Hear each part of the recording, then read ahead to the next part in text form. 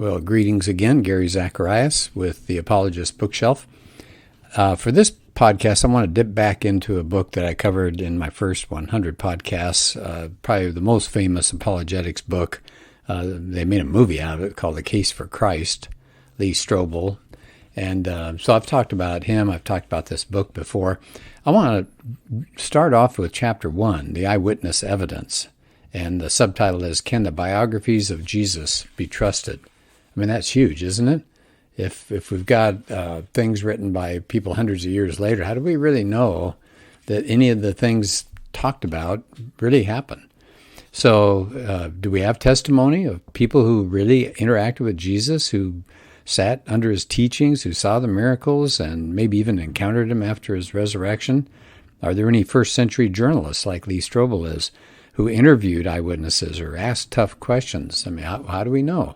So for this, you know, the whole way that he works this book, The Case for Christ, he goes to different experts. So for this chapter, he went to Dr. Craig Blomberg, who wrote The Historical Reliability of the Gospels. And Blomberg's got some great books, too, that I'll probably try to cover a little bit later. He's one of the country's foremost authorities on the biographies of Jesus. That's the Gospels, the four Gospels. I won't give his whole background because I want to get to the thoughts that he has to share with Strobel. So the first question, pretty obvious question, huh? Were the four Gospels that we have, were they written by the people whose names have been attached to them? In other words, Matthew, Mark, Luke, and John. Are these legit people that we can associate with these four Gospels, or were those names attached a long time later? And Blomberg says the uniform testimony of the early church was that Matthew was the author of the first gospel, that John Mark, who was a companion of Peter, was the author of the gospel that we call Mark, and that Luke, known as Paul's beloved physician, wrote two books there, the Gospel of Luke and the Acts of the Apostles. He said there just was no dispute for a long, long, long time. And then Blomberg said, it's kind of interesting. He said these are actually unlikely characters. Why? Well, think about Mark and Luke. They weren't among the 12 disciples. Now, Matthew was, but his occupation was tax collector. Well, people didn't like tax collector. He would be really considered infamous during that time. And then Blomberg says, now think about those people and then compare that with what happened with the apocryphal Gospels that were written much, much later. They were written by, quote, Philip and Peter and Mary and James. Okay, but that was fictitious because those people were long dead. But notice they picked the names that they thought would associate well with Christianity. They chose well-known and exemplary figures. He says there wouldn't be any reason to attribute the authorship to Matthew, Mark, and Luke unless it was true. Well, of course, then Strobel says, yeah, but what about John? Because you haven't mentioned John yet. And Blomberg concedes that John is the only gospel that there is a bit of a question about the authorship. So why is that? He says, well, there's a Christian writer named Papias, about 125 A.D., and in his testimony, he refers to John the Apostle, but he also refers to John the Elder. And I guess people can't tell from the context whether he's talking about one person from two perspectives or maybe two different people. But he says, if you grant that exception, the rest of the early testimony is unanimous. It was John the Apostle, the son of Zebedee, who wrote that gospel. So that's just that one outlier there that makes people wonder. He said, actually, if you read the gospel closely, too, you're going to find that probably its concluding verses may have been finalized by an editor. And Blomberg says, I don't have any problem believing that somebody closely associated with John may have functioned in that role, putting those last verses into some kind of shape. But he said the gospel itself is based on eyewitness material, as are the other three gospels. So Strobel says, let's go back. Let's go into specifics here. Let's take up Matthew, Mark, and Luke. How do you know they were the authors? Blomberg says, well, let's go back to Papias again. About 125 A.D., he specifically affirmed that Mark was a careful and accurate recorder of what Peter observed, eyewitness observations. And Papias said Matthew preserved the teachings of Jesus as well.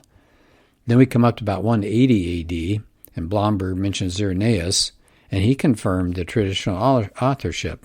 And here's a short quote. This is what Irenaeus said about 180. Matthew published his own gospel. And then later on after Mark, the disciple and interpreter of Peter, himself handed down to us in writing the substance of Peter's preaching. And he says Luke, the follower of Paul, set down in a book the gospel preached by his teacher. Then John, the disciple of the Lord, who also leaned on his breast, himself produced his gospel while he was living at Ephesus. So he said the events they record are based on either direct or indirect eyewitness testimony. That's exactly what Blomberg says. Well, then Strobel brings up the idea of the differences between modern biographies and these ancient biographies. Strobel said, well, look at the book of Mark. He doesn't even talk about the birth of Jesus or really anything right through Jesus' early adult years. He just focuses on a 3-year period, then he spends half his gospel on the last week of Jesus' life. How do you explain that? Why don't we get information in any earlier part of Jesus' life? And Blomberg says, well, first of all, there's a literary reason. That's just how people wrote biographies in the ancient world. They didn't have the idea that they had to give equal proportion to all periods of an individual's life, or that you had to tell it in chronological order, or you had to quote people verbatim, just as long as you got across the essence of what the person said. That was good enough. He says actually Greek and Hebrew didn't even have a symbol for quotation marks. So he said the idea was when you wrote biographies in the ancient world, you were putting out lessons to be learned from these characters. So they wanted to dwell on the portions of the person's life that gave you their character in action, right? Dwelling on their lives and how that could help other people and give meaning to other people. So he says, Christians believe that Jesus' life was wonderful, of course, but all of that was meaningless if it wasn't historically accurate that Christ died and was raised from the dead. So what does Mark do? He devotes half his narrative to the events that lead up and include that last week of Jesus' life and culminating in the death and resurrection, because that was the heart, that was the whole meaning of Jesus. Well, Strobel covers, and I'm not going to mention much of this, but the mystery of something called Q. Scholars often think there may have been an earlier source that Matthew and Luke drew from. And Blomberg says that's just a hypothesis, and it's just sayings of Jesus.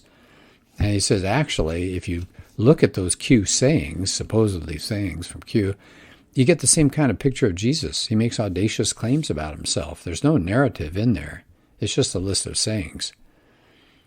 Well, then Strobel says, well, why would Matthew, who's supposed to be an eyewitness, why would he use part of Mark?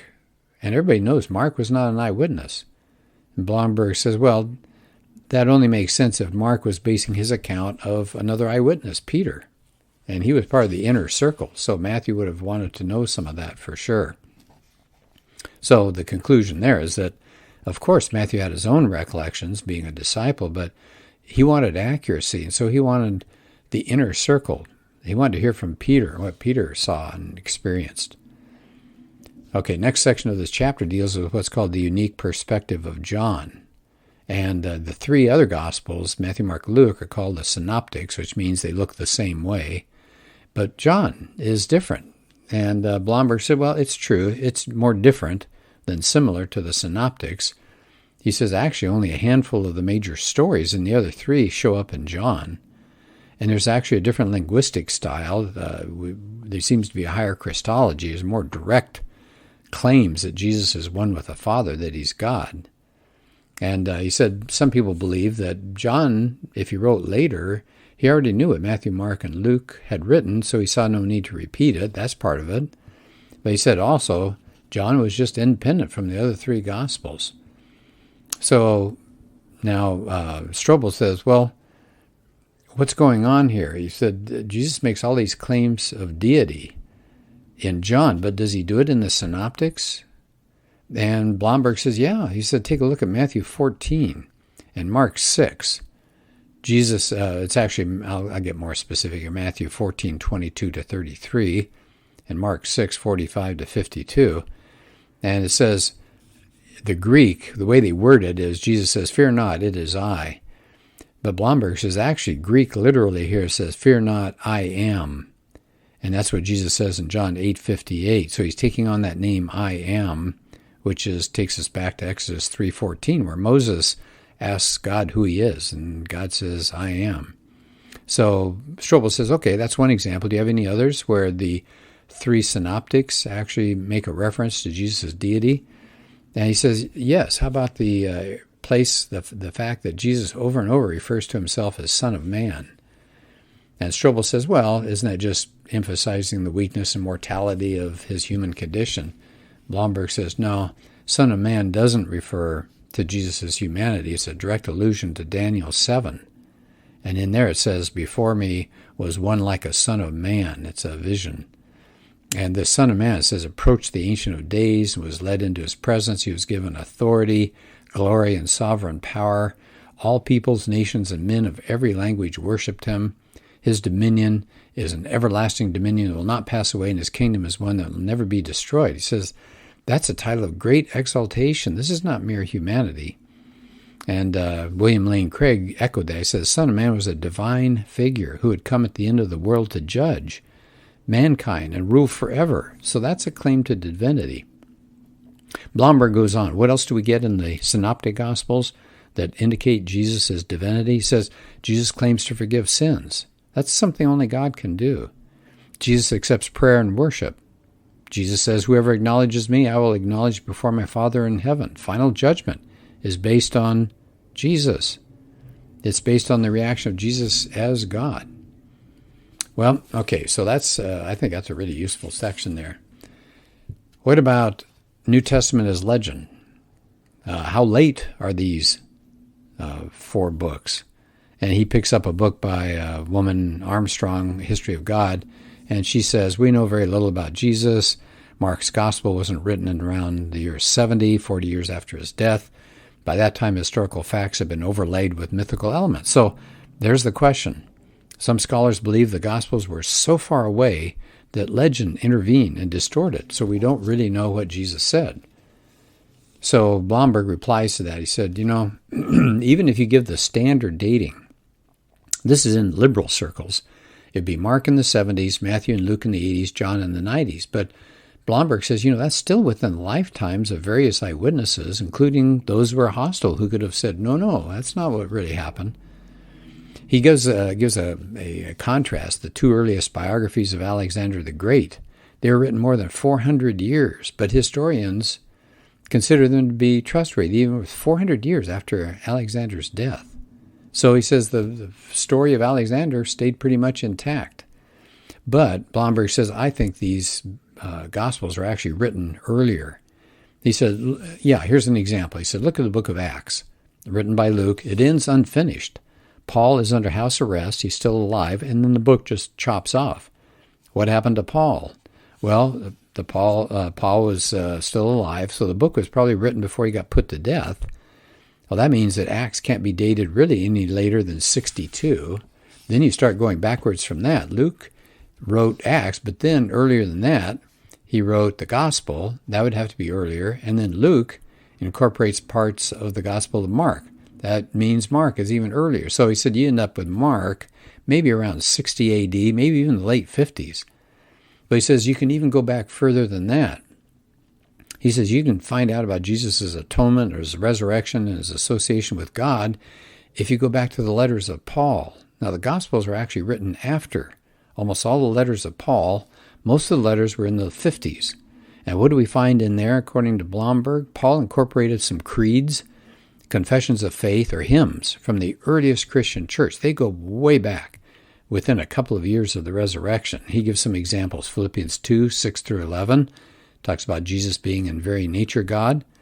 He mentions Colossians 1, 15 to 20, which says Jesus is the image of the invisible God. He created everything, and that he made peace through his blood shed on the cross. But he says, the one that he likes the most, the one he thinks is maybe the most important creed as far as tying into the historical Jesus, is found in the first few verses of 1 Corinthians 15. He says Christ died for our sins, he was buried, he raised on the 3rd day, appeared to Peter, then to the 12, then to 500, etc., etc. He says, here's the point.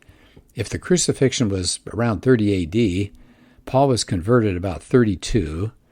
He met with the apostles in Jerusalem around 35, and somewhere right around there he was given this creed, which was already being used. So it's earlier than 35 AD. So he said, here you have all this key information about Jesus' death for our sins and a list of people that he appeared to in resurrected form. All of these go back within 2 to 5 years of the events themselves. So he says a good case can be made for saying that the Christian belief in the resurrection, even though it hadn't been written down, can be dated within 2 years of the event, within 2 years. So I think that's really powerful information. I like Blomberg. I like the way Lee Strobel has set up this book of interviews of some really good thinkers. So again, I was using The Case for Christ, Lee Strobel's book, and thank you for listening, and we'll do another podcast soon.